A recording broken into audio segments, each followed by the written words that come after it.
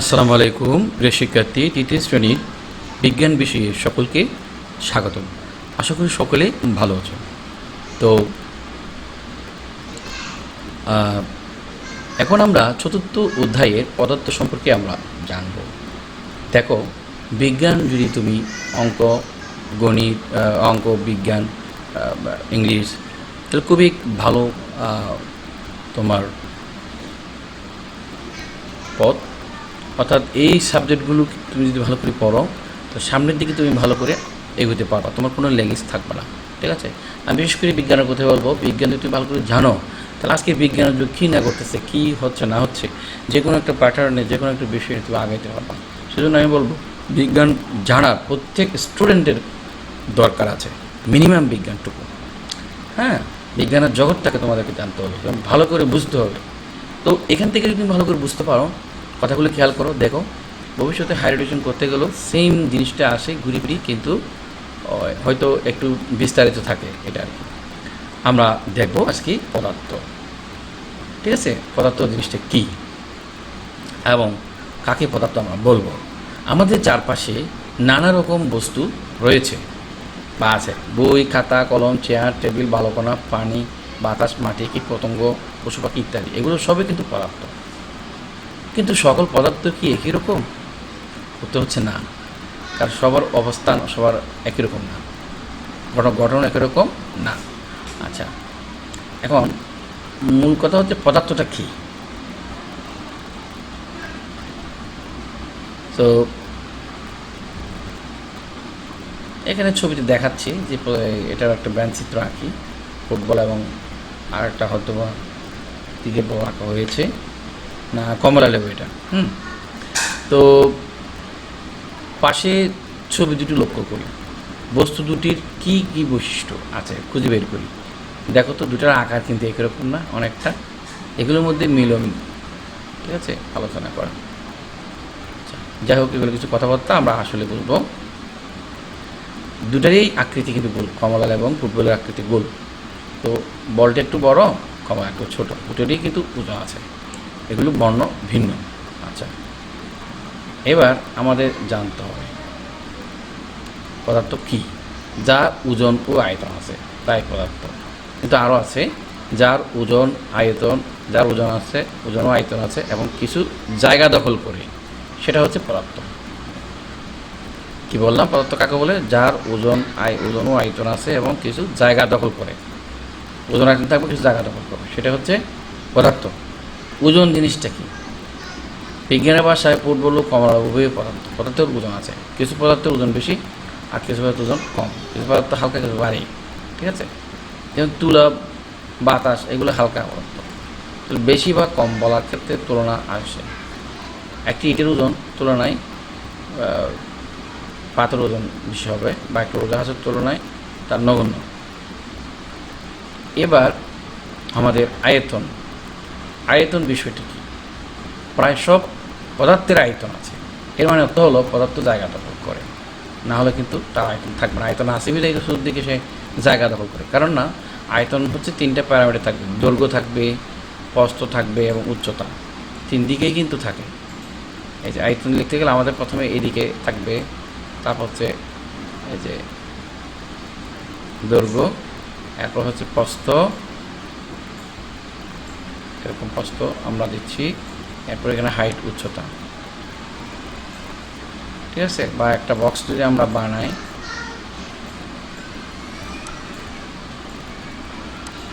তাহলে বক্সের মধ্যে 6টি তল থাকে। ঠিক আছে? এই যে আমাদের দৈর্ঘ্য হচ্ছে এইদিকে, আর প্রস্থ হচ্ছে আমার এটা, আর উচ্চতা হচ্ছে এইটা। তাহলে আমাদের তিনটা প্যারামিটার এভাবে এইভাবে এভাবে ধরলে তিনটা, যার এই যে দৈর্ঘ্য, প্রস্থ এবং উচ্চতা থাকবে আর কি, বা কিছু জায়গা দখল করে। মূলত আমি বোঝানোর জন্য বলছি, এটা জায়গা দখল করতে গেলে তো আমাদের এইভাবেই কিন্তু জায়গা দখল করবে। এই যে একটা ইট, এর দৈর্ঘ্য, প্রস্থ আছে, উচ্চতা, এদিকে উচ্চতা আছে, তিনটে প্যারামিটার দেখো, এদিকে এদিকে। সেই জন্য এটার আয়তন আছে।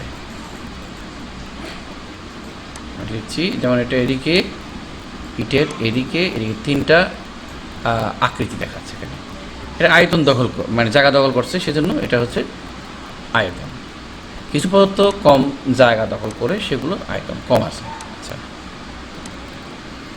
এখানে হাতির কথাই বলছে, মুরগির কথাই বলছে, তো হাতিটা নিশ্চয়ই বড় জায়গা দখল, মুরগি কম জায়গা দখল করবে, আকৃতি আর কি।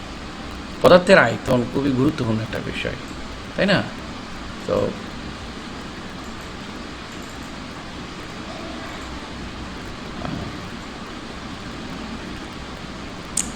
এরকম একই রকম দুটি কাচের গ্লাস, পানি, দুই আকারের, দুই খণ্ড পাথর, চারটি রাবার, এগুলো আমরা নিব।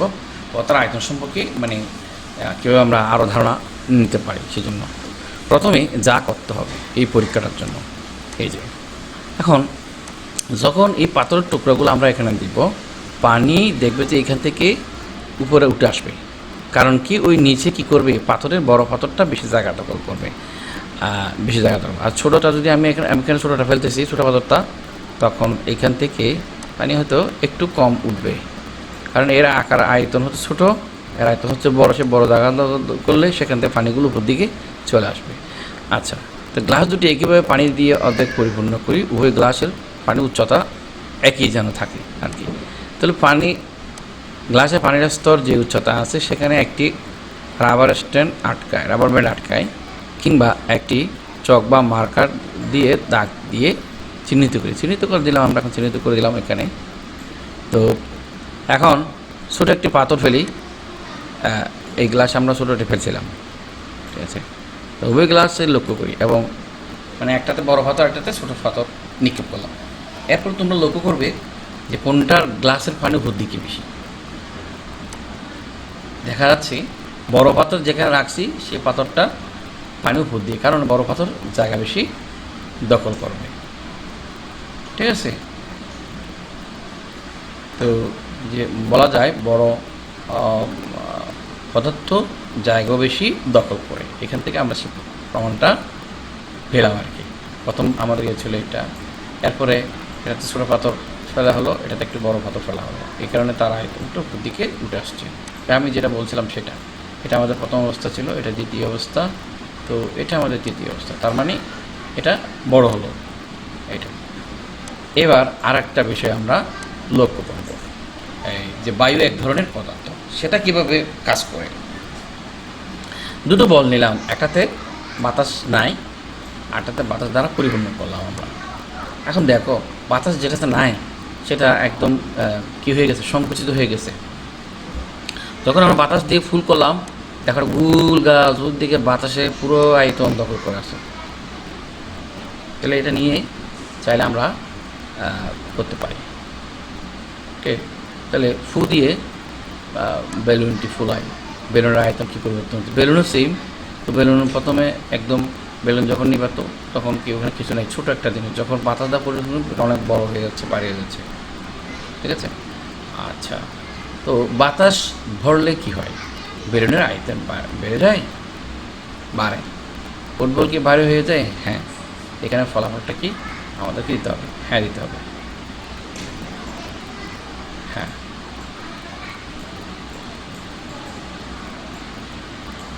ফুটবল কি ভারী হয়ে যায়? হ্যাঁ, অবশ্যই ভারী হবে, যেহেতু বাতাসের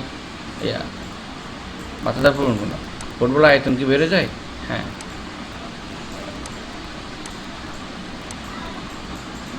এগুলো বাড়ে।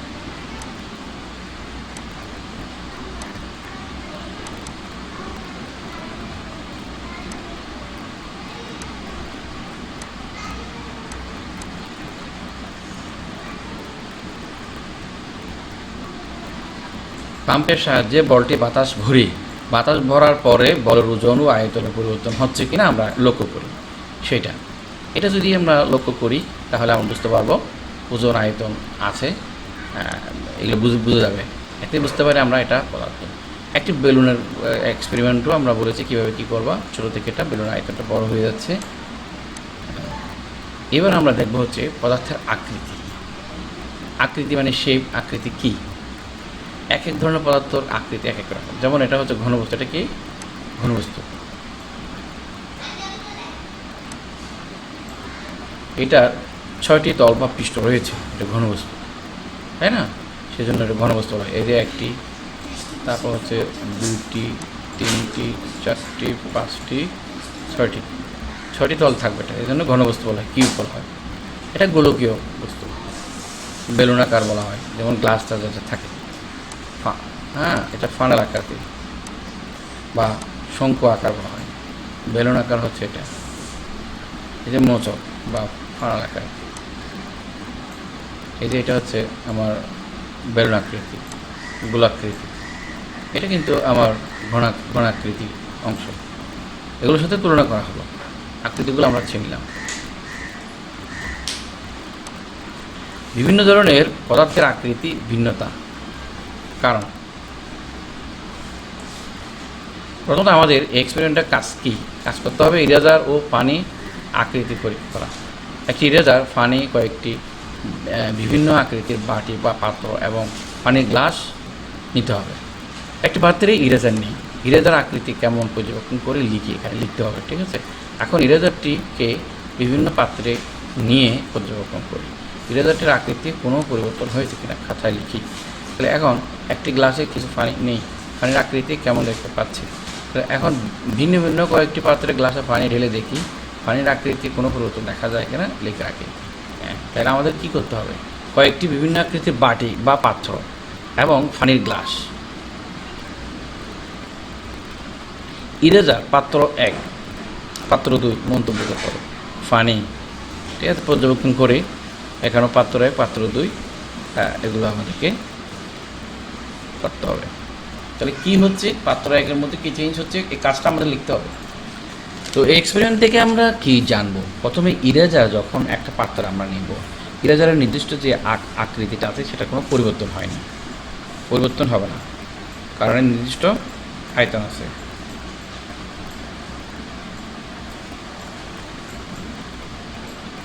পরিবর্তন হয়নি।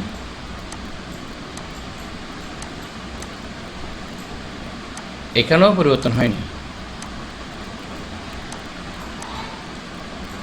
কোনো আকৃতি পরিবর্তন হয়নি, এর নির্দিষ্ট আকৃতি আছে।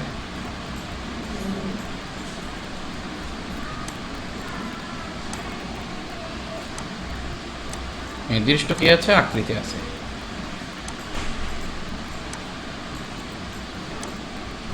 আকার আছে।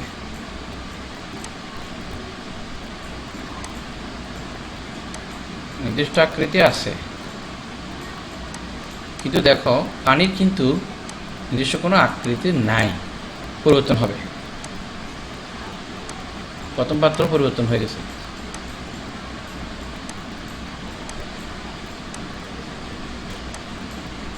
পরিবর্তন হয় বা হয়েছে, এটা পরিবর্তন হয়। এক এক পাত্রের এক এক রকম আকার ধারণ করে পানির নির্দিষ্ট কোনো আকার নেই, এটাই কিন্তু আমরা বুঝতে চেয়েছি, পানির নির্দিষ্ট কোনো আকার নাই, যার কারণে পানি যে পাত্রের আকার হয় ওই পাত্রের আকারেই মানে আকৃতি ধারণ করে।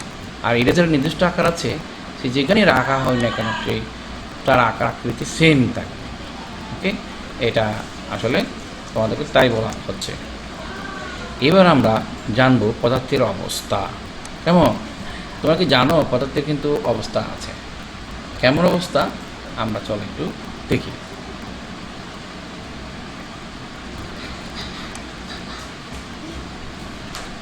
পদার্থের বাহ্যিক অবস্থা বলতে আমরা কি বুঝি, ওজন, আয়তন, আকৃতি ইত্যাদি। বাহ্যিক অবস্থা বিবেচনা করে পদার্থকে ভিন্ন ভিন্ন শ্রেণীতে ভাগ করা যায়, আমরা সেটা দেখব। পদার্থের কয়টি অবস্থা আছে সেটা আমরা বাইরে করব, পদার্থের শ্রেণী বিভাগ। আচ্ছা, প্রথমে যা করতে হবে, পাশের ছকের মতো 3টি দল আমরা ভাগ করে নিলাম। তো ছবিগুলো দেখি, এখন থেকে একই ধরনের পদার্থগুলোকে চিহ্নিত করব। চিহ্নিত করে দল 1, 2, 3 ভাগ করে নিতে হবে। ঠিক আছে, দেখো তো এখানে ফ্যান বাতাস দিচ্ছে, তেলের মধ্যে এখানে তেল, তরল পদার্থ, পুতুল আছে, গ্লাস ভরা পানি আছে, জুস আছে, তারপর এদিকে চা কেটলি আছে, মার্বেল আছে, বই আছে, পাথর আছে। এইগুলোর মানে আমাদেরকে কি বোঝায় যে পদার্থ কিন্তু ভিন্ন ভিন্ন হতে পারে, সেগুলোকে আমাদেরকে একত্র করতে হবে। ঠিক আছে, তরল পদার্থ যেমন পানি এবং কি এই যে তেল এবং জুস বা শরবত, এটা একই, এটা বোঝাচ্ছে। তারপর বায়বীয় পদার্থ যেমন এই যে চায়ের যে বাষ্প আর হচ্ছে বাতাসের ফ্যান, এই দুটো একত্র হচ্ছে, তো এটা গ্যাসীয় পদার্থ। সলিড পদার্থ হচ্ছে এটা এই যে মার্বেলগুলো হচ্ছে কঠিন, মার্বেল আর পাথর হচ্ছে সলিড, মার্বেল পাথর তারপর বই আছে, এগুলো হচ্ছে কঠিন পদার্থ। তো সেভাবে কিন্তু এগুলোকে কী করতে হবে, ভাগ করে বা ক্লাসে ভাগ করে নিতে হবে। তাহলে কী বুঝলাম পদার্থের যেই অবস্থাটা কেমন, সেটা আরও আমরা জানার জন্য আমরা সুন্দরভাবে সেটা দেখাবো তোমাদেরকে কীভাবে পদার্থের অবস্থাগুলো চেঞ্জ।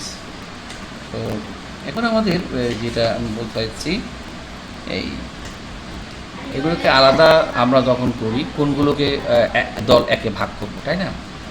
দল একের মধ্যে আমরা সাধারণত কঠিন পদার্থগুলো নিই। কঠিন পদার্থ হচ্ছে আমাদের দল একের মধ্যে। তো দল একের মধ্যে আমাদের এইখানে যেমন এটা এক, তারপর বই, তারপর হচ্ছে পাথর, এটা এক, সেখানে আমরা এখানে লিখতে পারি।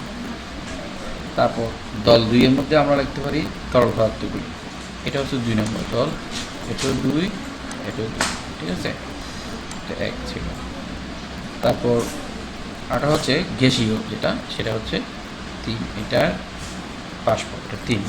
তাহলে এভাবে চাইলে আমরা এখানে দলে বিভক্ত করে লিখতে পারি।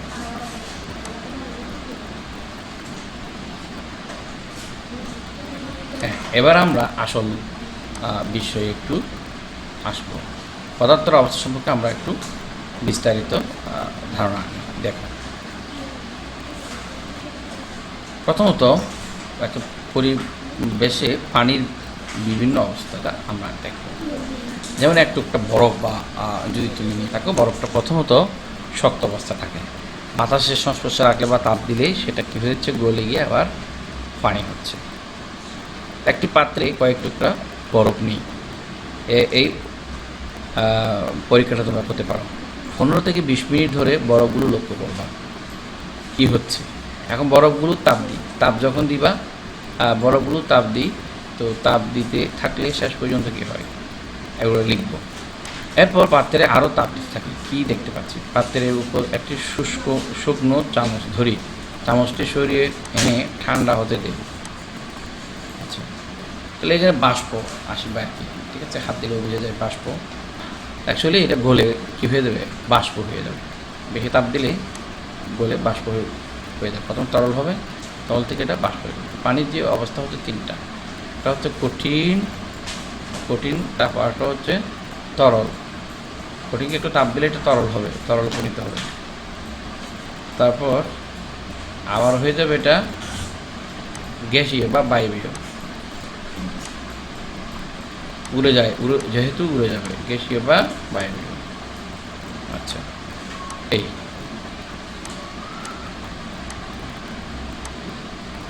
যেমন বরফ কোনো একটি পাত্রে রেখে দিলে এটি ধীরে ধীরে গলে পানিতে পরিণত হয়। বাড়তি তাপ দিলে আরও তাপ 2 তাপ দেওয়া হয়, সে গলে যায়। পানি পড়তে থাকলে পানি থেকে ধোঁয়া মতো বের হয়, এটা জলীয় বাষ্প। এই জলীয় বাষ্প কিছুক্ষণ চামচে লাগিয়ে ঠান্ডা করলে ছোটো ছোটো পানির ফোঁটা দেখা যায়। তাহলে পানি ঠান্ডা করলে বরফ পরিণত হয়, আবার বরফকে তাপ দিলে পানিতে পরিণত হয়। এই পরীক্ষা থেকে আমরা বোঝা যায় যে কি আমি যে বললাম যে পদার্থের 3 অবস্থা, সেটা এখানে প্রথমে থাকবে কঠিন, তারপর হবে তরল, তারপর হচ্ছে বায়বীয়। প্রথমে এতে কঠিন পদার্থ, ঠিক আছে। এই কঠিন পদার্থ মানে নিলাম, নেওয়ার পর একটু তাপ দিলাম, সেটা তরল হয়ে গেল। আবার তরলকে যখন আমরা আর একটু উচ্চ তাপ দিলাম, তখন সেটা কী হয়ে গেল, জলীয় বাষ্প উড়ে গেল। পদার্থের 3টা অবস্থা। যেমন দেখো মেরু অঞ্চলে যে মেঘের অবস্থা, সমুদ্র অঞ্চল মেঘ, ঠিক আছে, পর্বতের চূড়া, হ্রদ, কুয়াশা, সব জায়গায় কিন্তু এর পরিলক্ষিত দেখা যায় এগুলোরই। তো নানা রকমের কঠিন পদার্থ আমরা তার বৈশিষ্ট্যগুলো হয়তো এখান থেকে বাছিয়ে নিতে পারি, বস্তুর নাম এবং কোনটা কোন পদার্থ সেগুলো কিন্তু পৃথক করা যায়।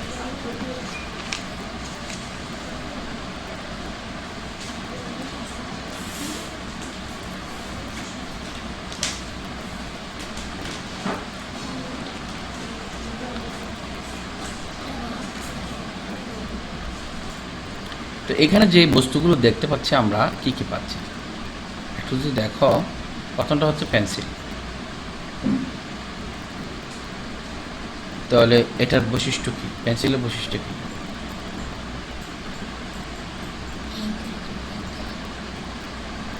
পেন্সিল হচ্ছে এটা ভেঙে যেতে পারে, এটা ভঙ্গুর, ভেঙে যায়। পেন্সিল ভেঙে যায় বা ভঙ্গুর বলতে পারি। তো বৈশিষ্ট্য কি? ছবি আঁকতে ব্যবহার করা হয়। পেন্সিল কী করা হয়? ছবি আঁকতে ব্যবহার করা হয়। ছবি আঁকা বা লেখালেখি এগুলো ব্যবহার করা হয়।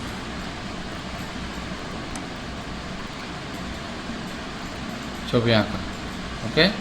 তারপর হচ্ছে রাবার, এটা নরম একটা বিষয়।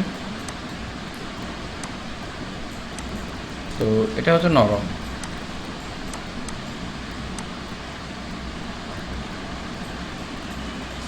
পেন্সিল তো নরম, রাবার নরম। এটা মোছার কাজে ব্যবহার করা হয়, মোছার কাজে ব্যবহার করা হয়। এরপর আমরা যেটা দেখতে, এটা পেন্সিল নিলাম, রাবার নিলাম, এরপর আমরা যেটা দেখতে পাচ্ছি কাগজ। তাহলে কাগজের কাজ কি? কাগজে আমরা লেখালেখি করি, ভাঁজ করা যায়। কাগজ কী করা যায়? ভাঁজ করা যায়।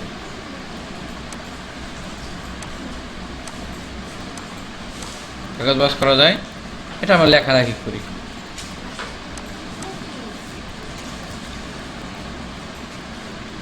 লেখার কাজে ব্যবহার করা হয়।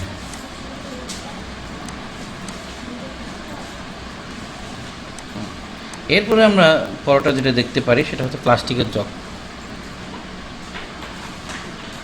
জগ, জগ দিয়ে কী করে? শক্ত ও নমনীয়, এটা শক্ত, শক্ত নমনীয়। আর একটা পানি রাখা হয়।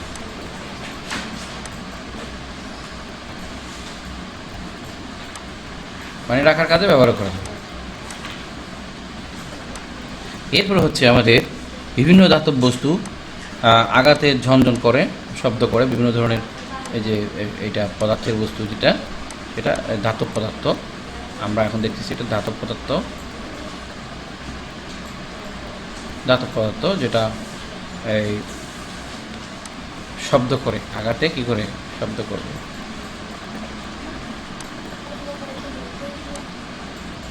আঘাতে শব্দ করে। তো সাধারণত রান্নাঘরে বিভিন্ন কাজে ব্যবহার করা হয়।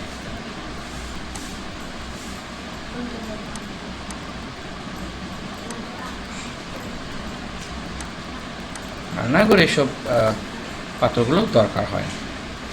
এরপর হচ্ছে মোম। মোমবাতি কোন জায়গায় দেখলাম? Candle, candle. এই যে মোম, এইটা। তাহলে এটা কি? মোম। তাপ দিলে সহজে গলে যায়, এটা গলে যায়, এটা গলে যায়, তাপ দিলে গলে যায়। এটা আলো আলোকিত করার জন্য, অন্ধকার দূর করার জন্য আমরা সেটা লিখতে পারি। তো এইভাবে করে তোমরা প্রত্যেকটা বিষয়গুলো, কাজগুলো ধরে ধরে শিখবা, ঠিক আছে? তো সকলকে আবারও ধন্যবাদ এবং স্বাগতম জানিয়ে আজকের ভিডিও আমরা শেষ করব। পরবর্তী ভিডিওতে তোমরা পরবর্তী অংশগুলো দেখার জন্য তোমাদেরকে আমন্ত্রণ জানাচ্ছি।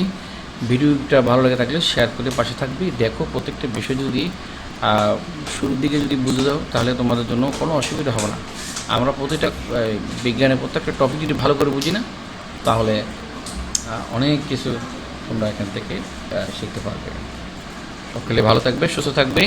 এবং আমরা এই অধ্যায়ের শেষের দিকে বিভিন্ন প্রশ্ন নিয়ে আলোচনা করব, কী কী সৃজনশীল প্রশ্ন হতে পারে এগুলো নিয়ে আলোচনা করব, তাতে তোমরা অনেক কিছু জানতে পারবে। সবাই ভালো থাকবে। আল্লাহ হাফিজ, আসসালামু আলাইকুম।